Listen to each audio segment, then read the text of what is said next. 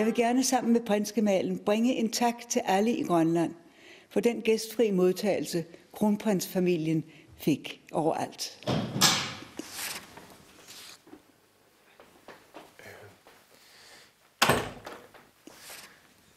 Jeg vil bare lige sige tak, fordi de fik renset skjorten. Hvad var det, der var sket? Blodige spor. Okay. Det skal jeg heller ikke blande mig i. Jeg hopper ind og stryger den, og så mødes vi bare nedenunder, ikke? Bagefter. Det kan du slet ikke klare. Hvad fanden er det for noget at sige? Så kan de heller ikke sige, at de ikke kan finde noget at stryge. Det kan de heller ikke. De kan ikke finde noget at stryge. Det skal være løgn. Nu skal jeg vise dem. Jamen fint. Så hænger den her. Og så ordner de den bare bagefter, ikke? Så den er klar. Hvad skal man så? Du skal stryge den. Det er det, vi lige snakker om. Hold mig udenfor. Hvad kan jeg stille op? Det må andre tage sig af. Opgaven kan synes uoverskuelig. Uoverskuelig?